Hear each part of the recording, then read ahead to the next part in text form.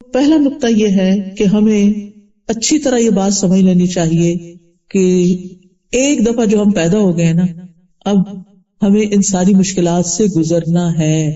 آزمائشیں مسلسل آئیں گی، کبھی خوف کے ذریعے، کبھی بھوک کی، کبھی مال جان کی کمی، کبھی پھلوں کی کمی. لیکن کیا ہے؟ وَبَشِّرِ الصَّابِرِينَ، صبر کرنے والوں کو بشارت دے دو. اب آپ دیکھیے، جب خوف آتا ہے تو ہمیں کس کس چیز کا خوف ہوتا ہے کہ میرے ساتھ پتہ نہیں کل کیا ہوگا. کچھ لوگ تو اتنا ڈرتے ہیں کہ پتہ نہیں کل کیا ہوگا، صبح کیسی ہوگی، اگلے مہینے کیا ہوگا، کہیں جاب نہ چلی جائے، بچوں کو کچھ نہ ہو جائے، پتہ نہیں میں زندہ رہ سکوں گا کہ نہیں، کہ اپنے بچوں کی خوشیاں دیکھ سکوں، مستقبل میں میرے ساتھ میرا کاروبار کا کیا ہوگا، دنیا کی اکانومی کا کیا بنے گا، مہنگائیوں کا کیا ہوگا. 10 سے 15 منٹ کی خبریں سننے کے بعد، اخبار پڑھنے کے بعد عموماً لوگوں کا موڈ آف ہو جاتا ہے، دل خراب ہو جاتا ہے. آپ دیکھیے کہ پہلے لوگ اتنے پریشان کیوں نہیں ہوتے تھے، کیونکہ ان کی پریشانیاں بس گھر کی یا اپنے محلے یا گاؤں کی ہوتی تھی. اب کیا ہے؟ پوری دنیا کے مسئلے مسائل، آپ CNN کھول لیں، آپ BBC کھول لیں، کوئی کھولے، ایک دفعہ نہیں، دورا کے آپ کو پکا سبق کرا دیتے ہیں. فلاں جگہ کینیڈا میں کار ایکسیڈنٹ میں بندہ مر گیا، اور آپ کو لگ جاتا ہے خوف کہ پتہ نہیں اب میں نکلوں گی تو کیا ہوگا، وہاں پولیس شوٹنگ ہو گئی ہے، وہاں بچوں نے اسکول میں یہ ہنگامہ کر دیا ہے. اب آپ خوف ہے، جو میرے بچے اسکول جاتے ہیں پتہ نہیں ان کا کیا ہوگا. سب کچھ اللہ کے سپرد کر دے. افوض امری الی اللہ، میں اپنا سارا معاملہ اللہ کے سپرد کرتا ہوں. واللہ خیر حافظا وہو ارحم الراحمین، اللہ کی حفاظت میں. یوسف علیہ السلام کے ساتھ کون تھا؟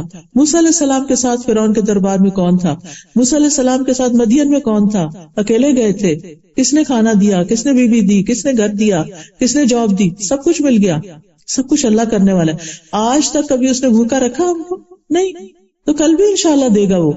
پھر اسی طرح آپ دیکھیے کہ بعض لوگوں کو سٹاکس کے بارے میں ہر وقت جاننے کا بہت شوق ہوتا ہے.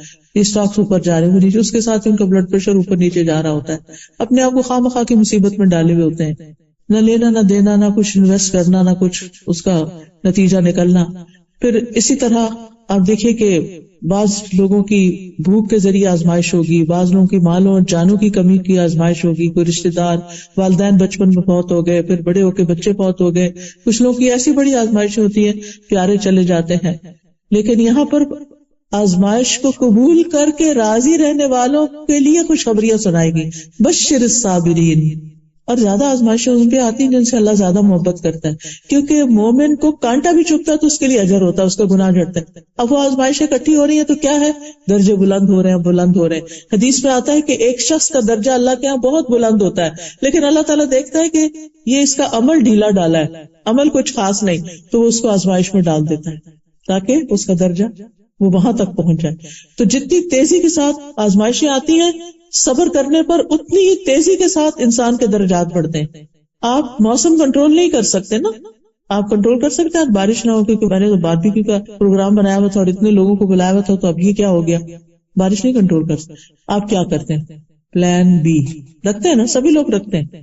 جب آپ اتنے سارے لوگوں کو بلاتے ہیں تو پلان بی تو رکھتے ہیں، چلے کسی شیڈ کے نیچے چلے جاتے ہیں اور کام ہو جاتا ہے.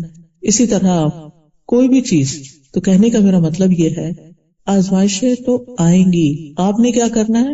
پلان بی سوچ کے رکھنا ہے. اگر یہ چیز نہیں رہی تو پھر میں یوں کروں گی، یہ نہیں تو یوں کروں گی. اور پھر صرف پلانس پر ہی توقع نہیں بلکہ اللہ پہ بھروسہ، اللہ اچھا کر دے گا. جیسا گمان رکھیں گے وہ ویسے ہی کرتا جائے گا.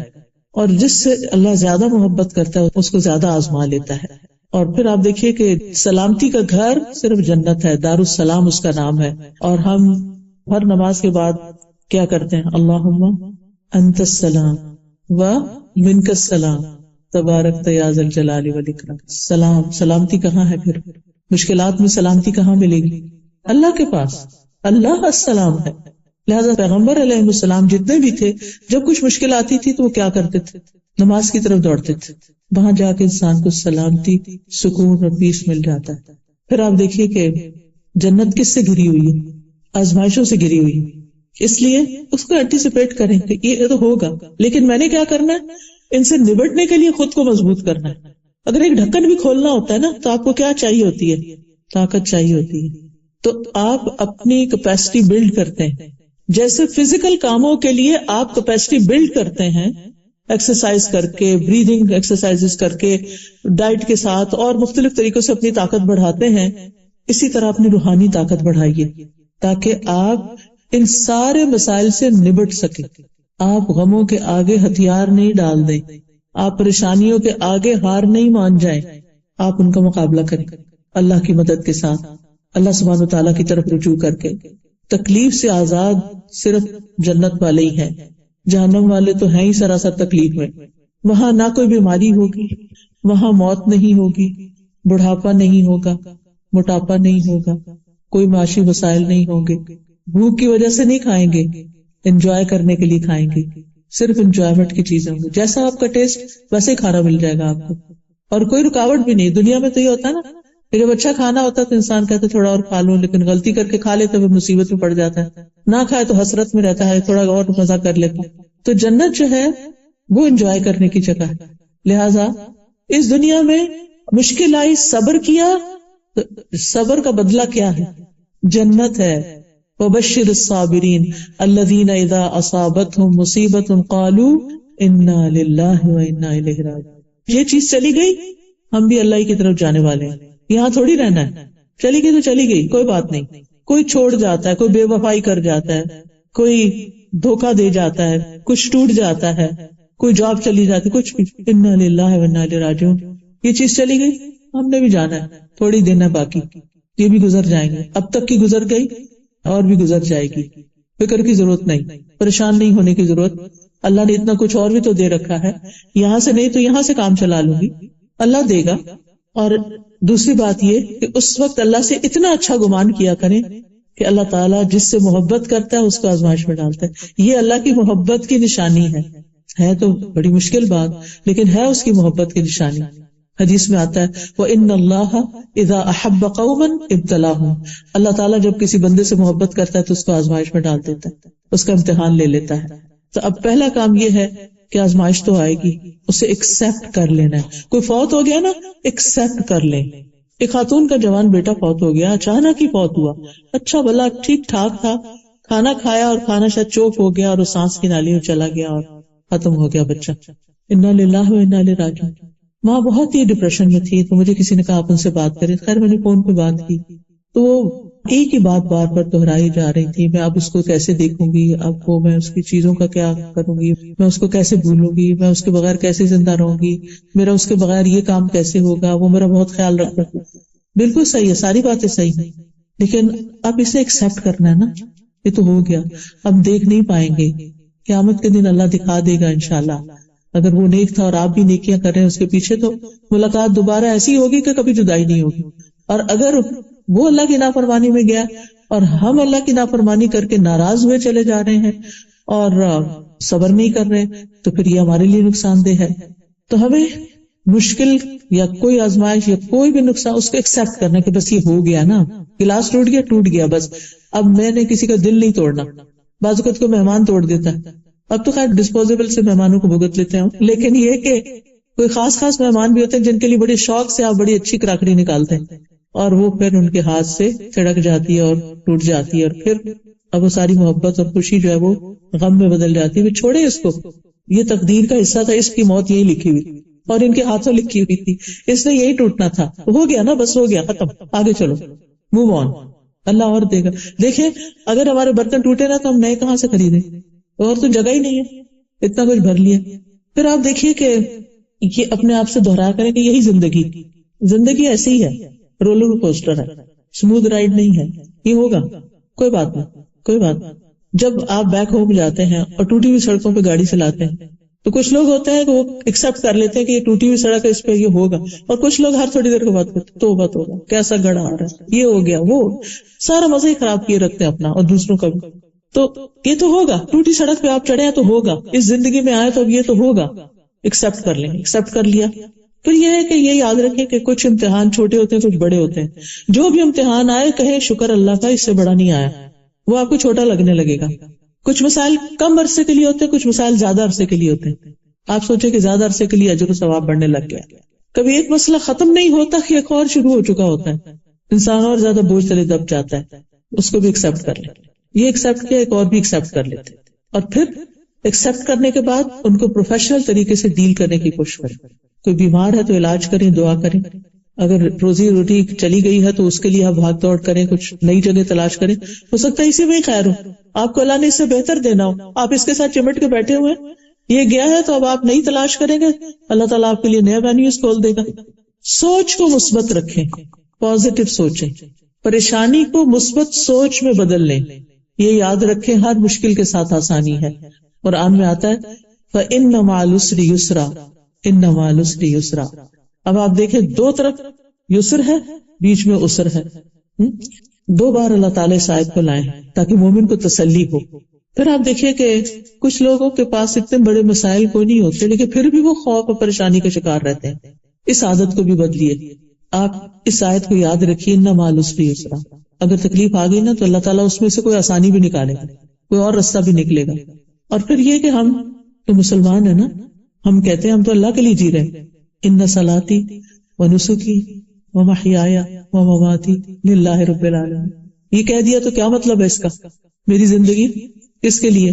جس نے دی ہے اسی کے لیے, جیسے وہ چاہے گا ویسے ہی زندگی بسر کروں. لہذا مجھے یہ دیکھنا ہے کہ میں کہاں کہاں اللہ تعالیٰ کو ناراض کر رہی ہوں, مجھے اپنے آپ کو درست کرنا ہے. تکلیف میں انسان اللہ کو زیادہ یاد کرتا ہے, دعائیں بھی زیادہ کرتا ہے, پھر اللہ سے مدد مانگے کہ اللہ تعالیٰ میری کوئی چیز آپ کو پسند نہیں, آپ اس کی اصلاح کر دیں. اور یہ دعا کثرت سے مانگا کریں, اللہم وفقنا لما تحب و ترضی. اللہ مجھے اس چیز کی توفیق دے دیں جس سے آپ محبت کرتے ہیں اور جس سے آپ راضی. مجھے وہ کام کرنے سکھا دیں, ان کاموں کو شوق لگا دیں کہ جن سے آپ راضی. کتنی خوبصورت دعا ہے, میری فیوریٹ دعا کہ اللہ وہ کام کروا لے جس سے آپ راضی ہو جائیں, جس سے آپ خوش ہو جائیں. کیونکہ الٹیمیٹ گول کیا ہے ہماری زندگی کا؟ کس کو خوش کرنا؟ اللہ کو. ہم کہتے تو ہیں لفظوں سے لیکن کرتے کس کو خوش؟ سارا وقت کس کی خوشی میں, کوئی پریشانی میں رہتے ہیں, لوگوں کو خوش کر. آپ دیکھیے کہ ہم اپنے سارے کاموں کا جائزہ لیں. مثال کے طور پر آپ دیکھیں کہ ہماری شادیاں ہوتی ہیں تو ہم لوگوں کو خوش کرنے کے لیے کیا کیا نہیں کرتے, اور خود اپنا حال خراب کر لیتے ہیں دوسروں کو خوش کر کر کے. لوگ پھر بھی خوش نہیں ہوتے. وہ ساری اچھی چیزیں پا کر, کیونکہ انسانی نیچر ہی ایسے, شیطان کے دباؤ میں ساری اچھی چیزیں پا کر جو چیز ذرا ٹھیک نہیں ہوگی اس کو پکڑ لیں گے. کیسا لگا کھانا, وہ جو فلاں چیز تھی نا, وہ سیلڈ کا فلاں پتا تھا, وہ فلاں ایسا, چھوٹی سی کوئی چیز اس میں سے نکال لیں گے. پھر یہ ہے کہ اللہ کو دوست بنا لیں. یوسف علیہ السلام کی زندگی بڑی آزمائشوں میں گزری تھی. اللہ نے ان کو بادشاہت بھی دے دی, ہر چیز ان کے کنٹرول میں دے دی, سب ان کے تابع ہو گئے, ہر چیز ان کے لیے مسخر ہو گئی. انہوں نے کیا مانگا؟ فاطر السماوات والارض انت ولی فی الدنیا والآخرہ.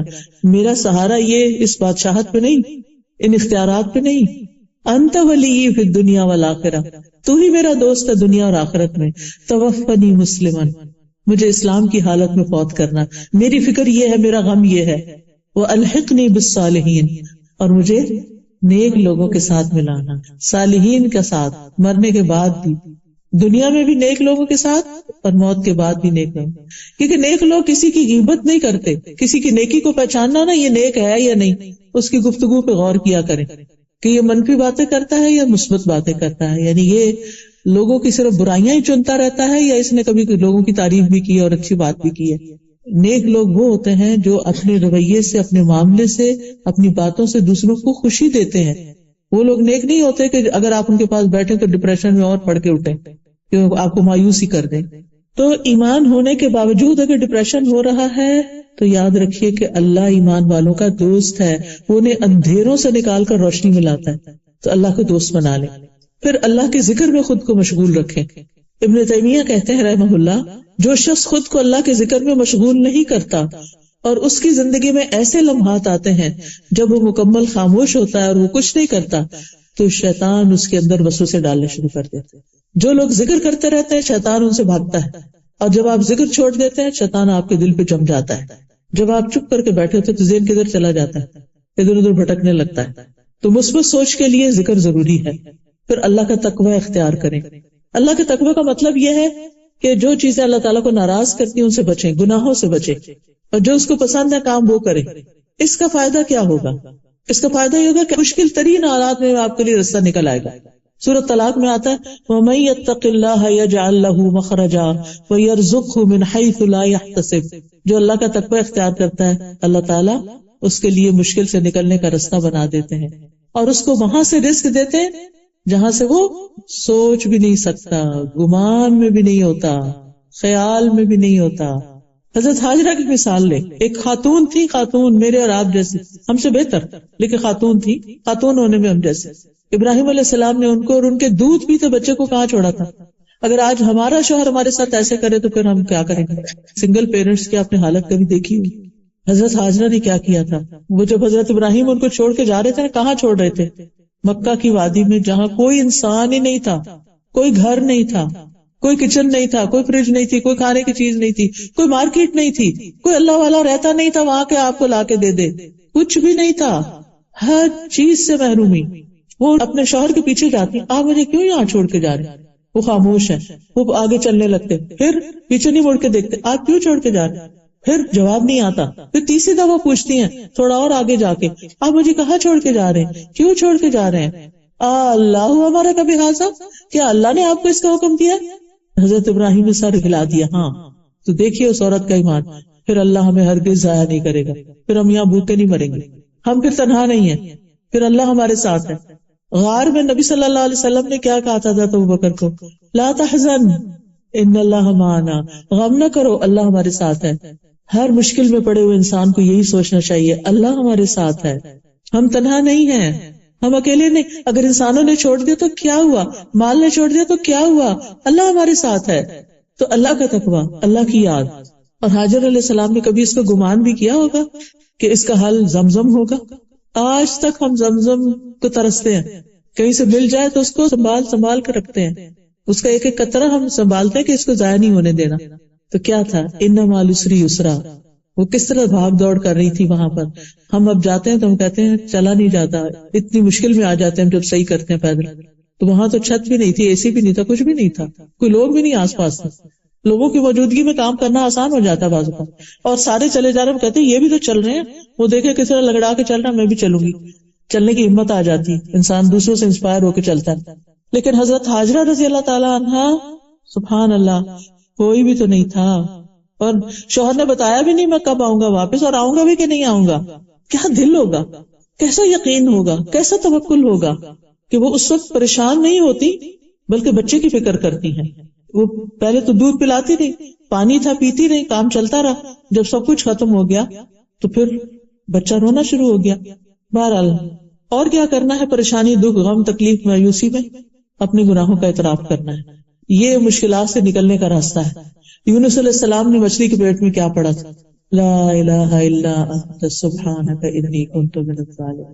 صرف لفظ نہیں دہرانے، سوچ کے پڑھنا ہے، تیرے سوا کوئی الہ نہیں، تو پاک ہے، تیرے میں کوئی عیب کمی کوتاہی نہیں، بے شک میں ظالم ہوں، میری غلطی ہے، I was wrong۔ انہوں نے یہ نہیں اس وقت کہنا شروع کیا کہ وہ لوگوں نے مجھے بہت ستایا تھا اس لیے میں نکلا تھا وہاں سے، لوگوں نے حد درجہ تنگ کر دیا تھا حضرت یونس علیہ السلام کو، اس لیے انہوں نے اپنی قوم کو چھوڑا تھا، ابھی اللہ کا حکم نہیں آیا تھا۔ اللہ کا حکم آتا قوم تباہ ہو جاتی ہے، ان کو اللہ تعالیٰ بچا کے لے جاتے، جیسے سارے پیغمبروں کے ساتھ ہوا۔ تو یہ پہلے نکل آئے ناراض ہو کے، وہ پکڑ ہو گئی، نکلے کیسے پھر اس پکڑ سے، اس غم سے؟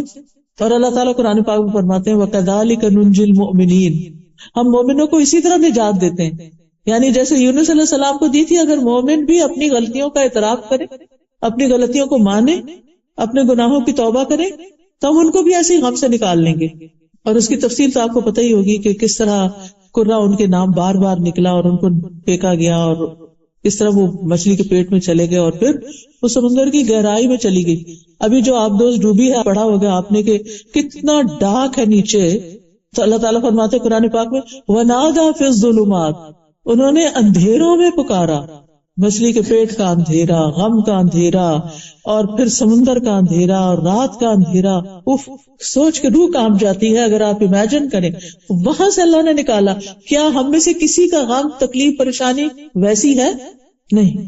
اور اگر اللہ نے ان کو نکالا تو وہی اللہ ہمیں بھی نکال سکتا ہے، لیکن انہوں نے سچے دل سے کہا تھا۔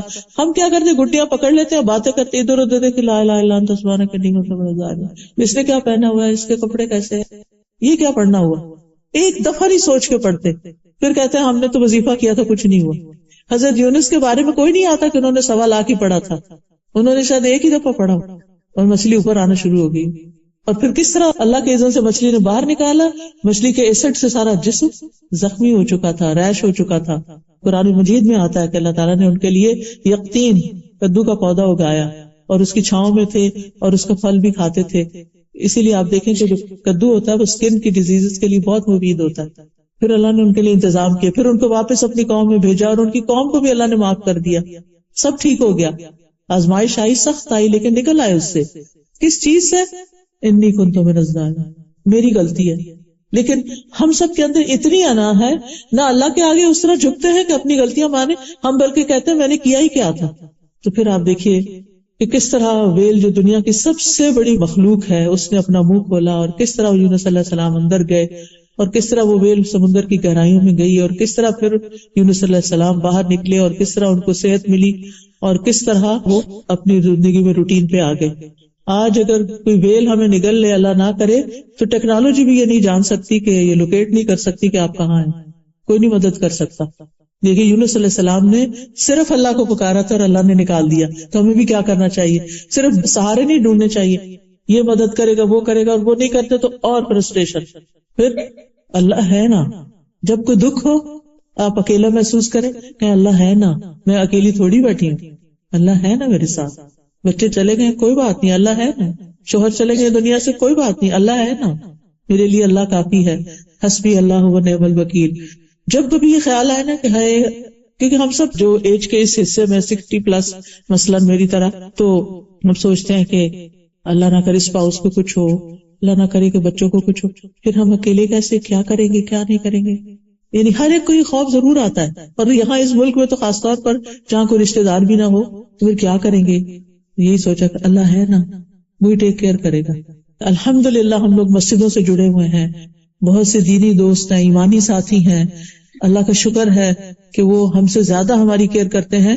لیکن یہاں کے لوگوں کو آپ دیکھیں کہ ابھی میں ایک قصہ پڑھ رہی تھی، اور یہ ہماری ایک اسٹوڈنٹ نے لکھا جو فرسٹ ہینڈ انفارمیشن اس نے لی، میں نے پوسٹ بھی کیا تھا حکمت کی بات میں، کہ 92 ایئرس اولڈ خاتون تھی، پچھلے 8 سال سے ان کا بچہ ان کو دیکھنے نہیں آیا تھا، اور جب ماں فوت ہو گئی اور دفنا دی گئی تو ظاہر ہے کہ پراپرٹی تو چاہیے تھی، تو آ کر اس نے گھر کا سارا سامان جنگ کی طرح ٹرک میں ڈالا اور نکال دیا. ماں کی کیسی کیسی میموریز تھیں، تصویریں تھیں، چیزیں تھیں جو سنبھال کے اس نے رکھی ہوئی تھی، وہ بچے کو ان میں سے ایک بھی نہیں چاہیے تھی. دنیا کا تو یہ عالم ہے. تو اس طرح کے کتنے ہی لوگ ہوں گے جو گھروں میں، اور مجھے پرسنلی میں 2014 میں انگلینڈ میں گئی تھی، تو وہاں پر ہماری کچھ ساتھی تھی، تو وہ سوشل ورکر تھی، تو انہوں نے بتایا کہ کس طرح وہ مختلف بوڑھے لوگوں کو دیکھتے ہیں، گھر میں کوئی نہیں ہوتا، شام کے وقت ان کا پیمپر چینج کر کے آتے ہیں، ان کو بیڈ میں ڈال کے ٹک ان کر کے آتے ہیں، اور پھر وہ کہتے ہیں کیوں جا رہی ہو، ابھی سے جا رہی ہو، رات کا اندھیرا اور وہ تنہا. کتنے ہی ایسے لوگ ہیں جو بزرگ ہیں اور گھروں میں تنہا ہیں یا پھر ہومز میں ہیں. تو الحمدللہ اللہ نے ہمیں ایمان دیا، اللہ نے ہمارے بچوں کو اچھی سوچ دی کہ جو والدین کی کیئر کرتے ہیں، اور اگر اپنی کسی مجبوری کی وجہ سے وہ نہیں بھی کر سکتے تو سب سے بڑا سہارا تو اللہ ہی کا ہے. بچوں کو سہارا نہ سمجھیں، مال کو سہارا نہ سمجھیں، اپنے سٹیٹس کو سہارا نہ سمجھیں، اللہ کو سہارا بنائیں، اس پہ توکل کریں. جب کوئی خوف کے خیال آئے، افوض امری الی اللہ، میں اپنا معاملہ اللہ کے سپرد کرتی ہوں، اللہ ہی سنبھالے گا. اور اپنی غلطیوں کا ذکر. اور پھر آپ دیکھیے کہ مشکلات آتی ہیں ہمیں اللہ سے قریب کرنے کے لیے، اللہ سے قریب کرنے کے لیے. اور اگر کوئی مشکلات کے باوجود اللہ سے قریب نہیں ہوتا تو وہ دنیا کا بدبخت ترین انسان، اس نے کچھ سیکھا ہی نہیں. کسی وقت کوئی بھی چوٹ ہمیں لگتی ہے تو ہمیں فوراً اللہ کو یاد کرنا چاہیے، فوراً قرآن کی طرف لوٹنا چاہیے. بازو کا تو اور کوئی نہیں، وہ جو ہمارا ہڈن دشمن ہے نا، شیطان. اور ایک تو اندر دشمن بیٹھا ہوا نفس، اس کے کچھ تقاضے ہوتے ہیں، جب وہ پورے نہیں ہوتے تو وہ اداس ہو جاتا ہے، اور کچھ شیطان کے وسوسے ہوتے ہیں. فوراً قرآن کی طرف جائیں، تلاوت شروع کر دیں، کوئی قرآن کی تفسیر شروع کر دیں، قرآن کی کسی مجلس میں چلے جائیں، مسجد میں چلے جائیں، جا کے بیٹھ جائیں، اللہ کا ذکر کریں. آپ کا دل اچھا ہو جائے گا. مشکل وہی کھڑی ہے، آپ کا دل اچھا ہو جائے گا. آپ کو تو اس سے غرض ہے نا کہ آپ کا دل اچھا ہو جائے. مشکلیں تو جب جانا ہے تو جائے گی. Take good care of your self, اپنا خیال رکھیے، اپنے اوپر فوکس کیجئے کہ مجھے کون سی چیز طاقت دیتی ہے. فزیکلی ویک کر رہی ہوں تو کیا کرنا ہے مجھے، اسپرچولی ویک ہو رہی ہوں تو کیا کرنا ہے، ایموشنلی ویکنس کا شکار ہوں تو کیا کرنا ہے، مجھے اس وقت کیا کرنا ہے. اور جو نسخے آپ کو کام آتے ہیں نا وہ لکھ لیا کریں. اور اس وقت انہی کو استعمال کریں. پھر ایک ہیبٹ اپنی بنائیں کہ اپنی زندگی میں ایسی بکس پڑھیں جس میں انبیاء اور صحابہ کے حالات ہوں کہ وہ کیسی کیسی مشکلات سے گزرے. سب سے زیادہ آزمائش پیغمبروں کی ہوئی ہے، صحابہ کرام کی ہوئی ہے، لہٰذا ان کے واقعات سے سبق لیں. ابراہیم علیہ السلام کی کوئی مشکل آئی تھی؟ پڑھا ہی ہوگا قصہ. آخر ہر سال ہم قربانی کا گوشت تو مزے سے کھا لیتے ہیں اور یہ واقعہ یاد کرنا بھول جاتے ہیں کہ قربانی کس نے کی تھی، کس چیز سے آزمائے گئے. کتنی بڑی عمر میں بچہ ملا تھا ان کو، بعض روایات میں 100+ تھے اور بعض میں 86 ایئرس، اور پھر اس کو چھوڑ دیا، ماں کے ساتھ چھوڑ دیا مکہ میں، اور جب بڑا ہوا تو حکم ملا اسے ذبح کر دو. سبحان اللہ. ہم جیسا کو ہوتا تو اللہ سے ناراضی ہو جاتا کہ کیوں اتنی دعاؤں سے تو مانگ کے لیا ہے اور اب آپ لینا چاہتے ہیں اس کو. کبھی آپ نے دیکھا ہوگا ایسے پریشیس چائلڈ جو ہوتے ہیں اگر دنیا سے چلے جائیں تو لوگوں کا حال کیا ہو جاتا ہے، پھر اللہ سے بھی ناراض ہو جاتے ہیں. بہرحال لیکن ابراہیم علیہ السلام کے ساتھ کیا ہوا؟ آزمایا ضرور گیا، لیکن وہ ہر آزمائش میں کامیاب ہوئے، ہر ٹیسٹ پاس کیا. تو اللہ تعالیٰ نے قُلْنَا يَا نَارُ كُونِي بَرْدًا وَسَلَامًا عَلَىٰ إِبْرَاهِيمَ، اور پھر بیٹے کے لیے کیا کیا؟ گانڈے سے تبدیل کر دیا. آزمائش میں پوری ہوگی. ہر موقع پر جب آگ میں پھینکے گئے، کتنی سخت آزمائش، لیکن انعام کیا ملا؟ اللہ تعالیٰ فرماتے وَإِذِ ابْتَلَىٰ إِبْرَاهِيمَ رَبُّهُ بِكَلِمَاتٍ فَأَتَمَّهُنَّ قَالَ إِنِّي جَاعِلُكَ لِلنَّاسِ إِمَامًا. دنیا کی امامت مل گئی. آج جیوز ہوں، کرسچنز ہوں، مسلمز ہوں، سب ان کو اپنا بڑا مانتے ہیں. ان کی اولاد میں سے بنی اسرائیل نکلی، ان کی اولاد میں سے محمد صلی اللہ علیہ وسلم پیدا ہوئے. اتنا شاندار بچہ ملا ان کو اپنی نسل میں، اور کیا چاہیے؟ اس سے بڑی کوئی نعمت؟ لیکن یہ نعمتیں امتحان کے بعد ہی ملتی. جو امتحان سے مایوس ہو جاتا ہے اور امتحان کے وقت ثابت قدم نہیں رہتا، پھر اس کے لیے خیر نہیں. اور جو پاس کر جاتا ہے پھر آگے، جو بچے امتحان پہ امتحان پاس کر جاتے ہیں، آپ دیکھیے کہ پھر ان کے لیے کتنے اچھے چانسز آگے بنتے چلے جاتے ہیں. تو صحابہ کی زندگی سے سبق سیکھیں کہ کس طرح ان کی زندگی میں مشکلات آئیں. حضرت عائشہ کا وہ واقعہ یاد کریں کہ جب ان پہ الزام لگا تھا تو کتنی تکلیف میں انہوں نے مہینہ گزارا تھا، اور پھر کس طرح اس سے وہ نکل آئیں. پھر یہ کہ دعاؤں میں اللہ کے ناموں سے مدد مانگیں. مثلا اگر بیمار ہوتے ہیں تو ہم کہیں یا شافی، اللہم انت الشافی لا شفاء الا شفاءک اشف شفاء لا یغادر سقما. ہم اللہ کے نام سے دعا کر رہے ہیں، اور اللہ کا ہر نام ایسا جس کے بغیر ہم جی نہیں سکتے. اس لیے آج کے بعد اگر آپ اللہ سبحانہ وتعالیٰ کے نام، ایک ایپ بھی ہے اسماء اللہ الحسنی، اس میں اللہ کے ناموں کی ڈسکرپشن دی ہوئی ہے. وہ آڈیوز ہیں میرے، اور اللہ کے نام بھی ہیں، اور اس کو ترنم سے پڑھا ہوا بھی ہے. اگر آپ سنتے رہے تو آپ کو یاد بھی ہو جائیں گے، میننگز بھی ہیں. تو اللہ کا ہر نام ہماری زندگی میں ایک اہمیت رکھتا ہے. ہمیں اللہ سبحانہ وتعالیٰ سے صرف یا اللہ کہہ کے تعلق نہیں کرنا، اس کے سارے ناموں کے ساتھ کنیکٹ ہونا ہے. تو اپنا کوئی اسکیڈول بنائیں اور اللہ کے ناموں کے بارے میں جانیں، اللہ کو پہچانیں، اللہ سے مضبوطی کے ساتھ تعلق رکھیں، اور پھر انشاءاللہ جس موقع سے جو مشکل آئے گی اسی طرح کے نام کے ساتھ آپ اس سے مانگیں. پھر اللہ سے اچھا گمان رکھیں کہ اللہ تعالیٰ ظالم نہیں، اللہ تعالیٰ علم رکھتا ہے، اللہ تعالیٰ حکمت رکھتا ہے، اللہ تعالیٰ قدرت رکھتا ہے. مشکل حالات میں 4 طرح کے لوگ ہوتے ہیں. نمبر 1، مشکل سے ناخوش ہونے والے، ایسے لوگوں سے اللہ بھی ناخوش ہو جاتا ہے. نمبر 2، مشکل حالات میں صبر کرنے والے، تو اللہ سبحانہ وتعالیٰ ان کو بشارت دیتا ہے، بشر الصابرین. تیسرے، مشکل حالات میں اللہ کی رضا میں راضی اور خوش ہونے والے. یہ رضا کا درجہ آزمائش سے خوش ہونے والوں کا یہ صبر سے اونچا درجہ ہے. یعنی صبر تو کر ہی نہیں، اللہ پہ راضی. اللہ آپ کو پتا ہے کہ آپ نے مجھے اس میں کیوں ڈالا، اب آپ ہی اس کو ٹھیک کریں گے، بس مجھے آپ سے اچھی ہی امید ہے، اچھا ہی گمان ہے، لہذا وہ خوش رہتے ہیں. پھر آخری درجہ کس کا ہے؟ شکر کا. مشکل حالات میں بھی اللہ کے شکر گزار رہتے ہیں، اور یہ عباد اللہ الصالحین ہی کرتے ہیں کہ احمد اللہ علی البلاء، کہ آزمائش پر بھی میں شکر کرتا ہوں، اللہ کی تعریف ہے. وہ کہتے ہیں الحمدللہ علی کل حال، ہر مشکل میں، ہر حال میں اللہ کا شکر، اللہ کی تعریف. ایک دفعہ کسی کی انگلی میں چوٹ لگی، ان سے کہا کہ آپ اس پر ریاکٹ ہی نہیں کر رہے، آپ نے کچھ ظاہر ہی نہیں کیا. تو کہا یہ تو انگلی پہ چوٹ ہے، سوچے اگر میرے چہرے پہ چوٹ لگ جاتی، آنکھ میں لگ جاتی، پھر کیا ہوتا؟ تو میں تو اللہ کا شکر ادا کرتا. یہ ہوتا ہے شکر. عروہ بن زبیر تھے، ایک سفر میں تھے کہ ان کی ٹانگ میں کوئی بیکٹیریا گھس گیا، وائرس آ گیا، تو ان کی ٹانگ کاٹنی پڑی کیونکہ وہ ایک بیماری بننے شروع ہو گئی. اس کا واحد حل یہ تھا کہ اس کو کاٹ دیا جائے، ٹانگ کو کاٹنا پڑا. تو ان سے کہا گیا کہ آپ کو الکوہل پینی پڑے گی تاکہ آپ نشے میں. ان کا یہ میں نہیں کر سکتا. انہوں نے کہا کہ اچھا میں جب نماز پڑھوں گا نا تو پھر تم کاٹ دینا. لہٰذا جب وہ سجدے میں گئے تو ان کی ٹانگ کاٹ دی گئی. اور وہ بن زبیر کے 2 بیٹے ان کے پاس آئے. جب وہ آ رہے تھے باپ کو لینے کے لیے تو ایک بیٹا گھوڑے سے گرا اور مر گیا. ادھر سے ٹانگ گئی, ادھر سے بیٹا گیا. ایک اور مشکل آ گئی اور بڑی بڑی مشکلیں. تو جس قافلے کے ساتھ وہ آ رہے تھے, قافلہ جب حضرت عروہ کے پاس پہنچا تو ان کا کہ کیسے بتائیں کہ ان کا بیٹا وفات پا گیا, ابھی تو ان کی ٹانگ کٹی